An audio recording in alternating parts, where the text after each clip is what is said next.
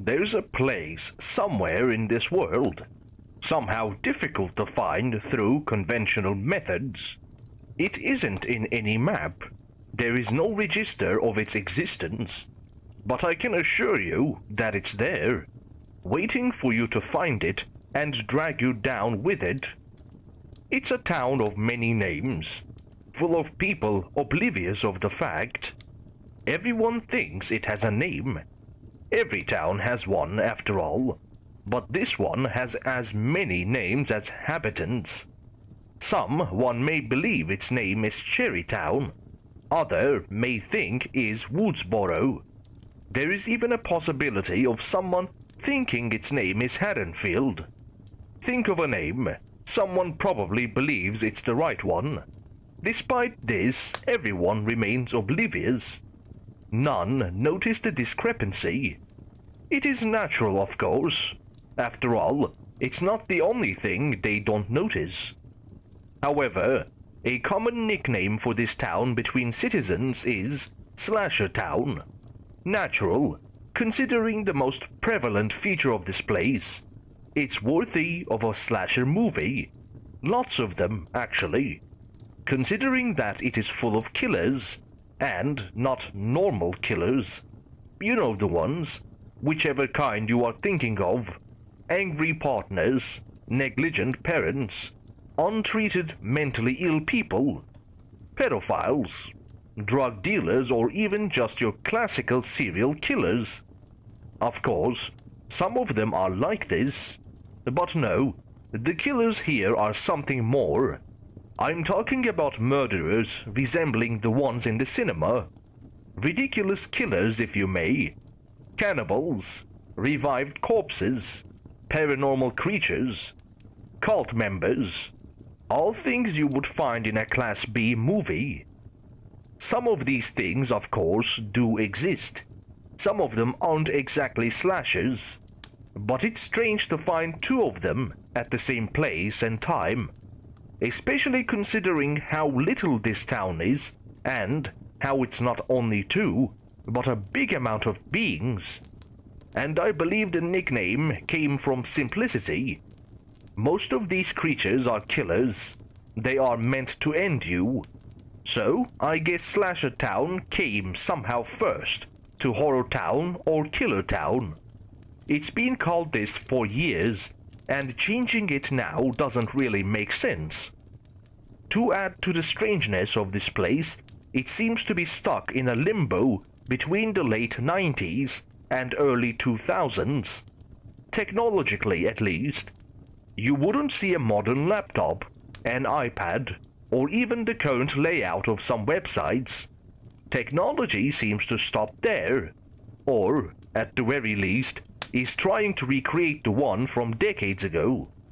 Which is not to say some apps or webs don't exist here, just that they are adapted to the decade. This applies to movies too. They are also released in this place, but the technology, filming, or even performance style is changed to the trends of the time. How this happens, it's a mystery of the place. One of the many. Mysteries like where is this place located? How come it always appears to be autumn? What makes this town like this? And, probably the most important of them all, how does none seem to notice the danger they are facing? It's a valid doubt, because nothing is strange to people in a slasher town. Brutality is the norm. Finding out your child is murdering people on the street, something that should make you suffer, wondering what you did wrong. To them, it's like finding out that they want to be a musician. Sure, it's not a stable job, but everyone is doing it. It's probably just a phase. Jobs like necromancers are considered logical in this place.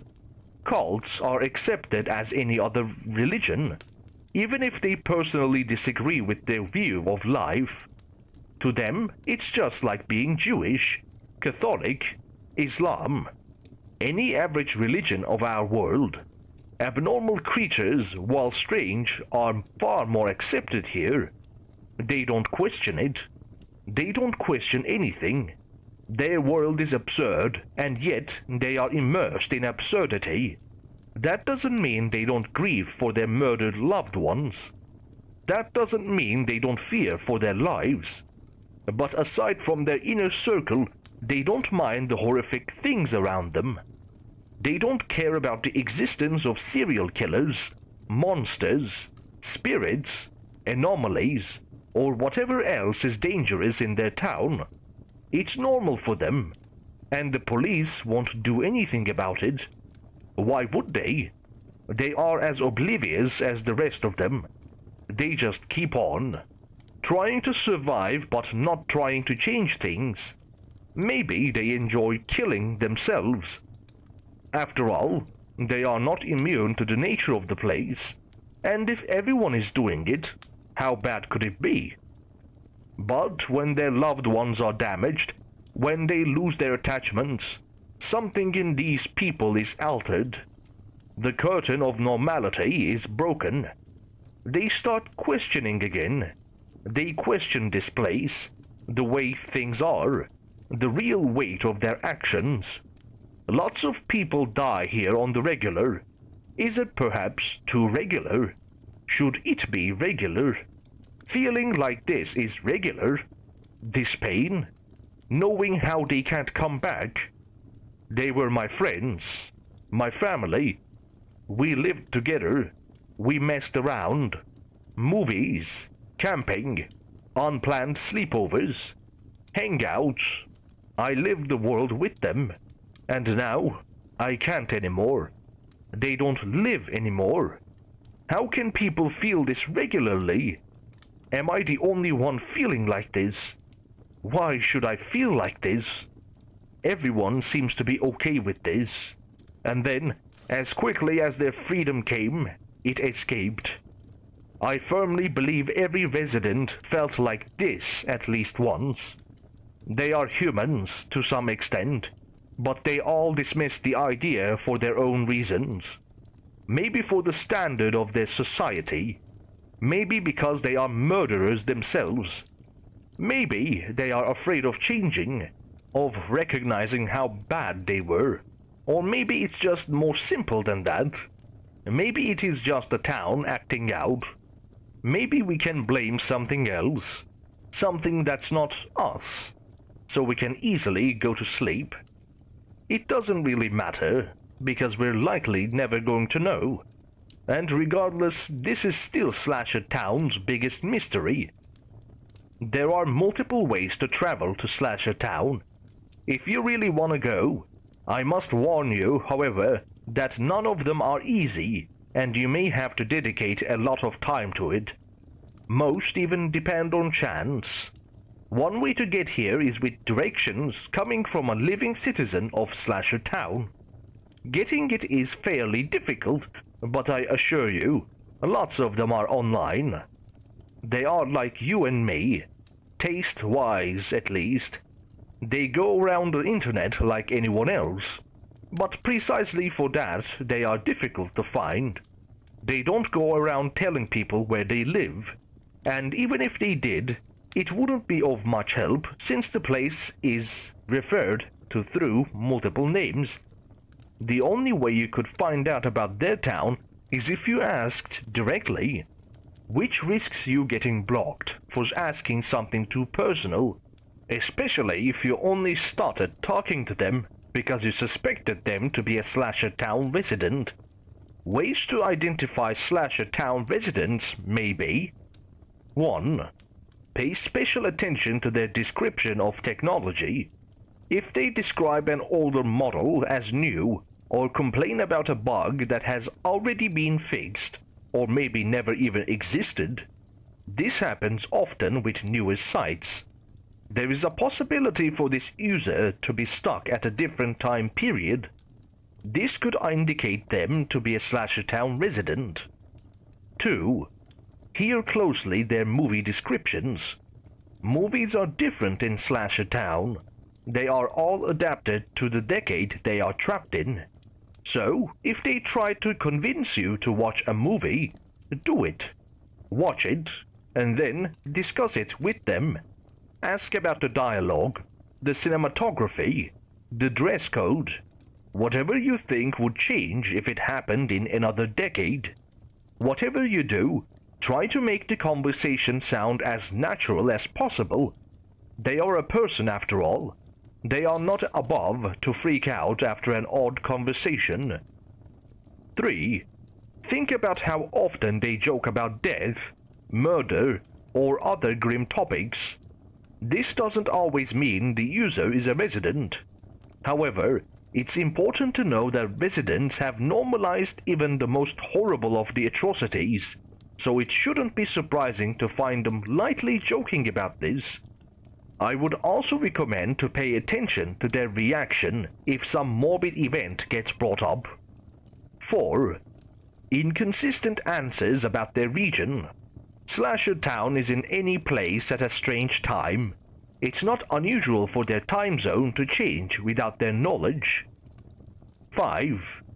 Showing little to no interest in the supernatural. Everyone can be exceptional to the unknown, but when they treat it like something normal, something they have already experienced 1,000 times, then you may have to consider the possibility of them being a resident. 6. Sharing violent or abnormal stories with you as regular anecdotes. Similar to the last point, be also aware if there is odd details on their seemingly ordinary stories. The little things may be an indication of something bigger, something like what you are searching for. 7. Generally oblivious to the world around them. This may not always be the case, but residents are usually isolated from the world outside their town. They only care about the events of their town, oblivious of important political or cultural events. This is unconscious of them. Natural even. Try asking them about a widely known scandal, and if they are unable to even recognize it, there is a possibility they are a resident. If the user shows multiple of these characteristics, you may be in front of an actual resident. You would now have to convince them to give you the address. Doing this is no easy task, but I can't provide a guide for. Keep in mind that, as strange as they may be, these are people, and logically they wouldn't like to give you their address. Getting it is your chore, and I can only wish you the best of luck. The address will only work if it was given by a resident. It doesn't matter how ridiculous the directions may sound. You will get there if they were given by a resident, and only if they were given to you or someone that you're going with. Getting the address by a third party won't work if they aren't with you. There are other ways to access, just more difficult. You can always try to find it on your own. It's difficult, I would say nearly impossible, but there's a slight chance that you can find it driving alone, on a lonely road. Another way, a slightly more complicated way, but also a bit more fruitful, is wanting to escape your small town. For this, you have to live in one, which is already not an easy request. Is more of a chance thing, honestly. I wouldn't recommend moving to a small town just for this, considering the chances. But if you are lucky enough to already live in one, then you can try to fill the second and last requirement. Wanting to leave. It has to come naturally. You have to genuinely want to escape your small, ordinary town with all you got. Despise it, want to burn it, a genuine desire for every habitant there to rot. Then, perhaps, you'll feel it. You'll feel the urge to run. Run away and past the limits of the town. If it's true, you'll run forever. At least, you'll feel like it. You'll run and run till you arrive in a small town. One that you know wasn't there before. One that shouldn't be there. The one you were looking for.